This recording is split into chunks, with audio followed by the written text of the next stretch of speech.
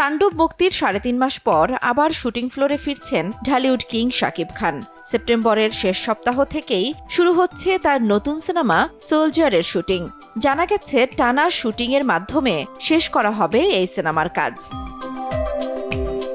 Soldier শেষ করেই নভেম্বরের শেষ দিকে শুরু হবে শাকিব খানের আরেক আলোচিত project Prince once upon A time in Dhaka.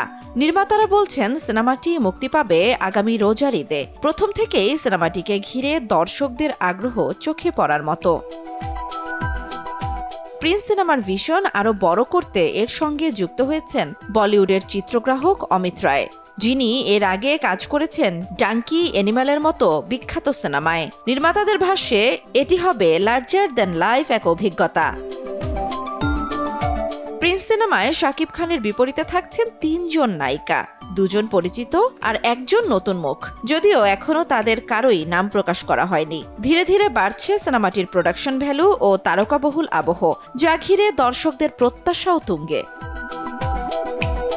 জান্নাতুল দোলনা, সময় সংবাদ।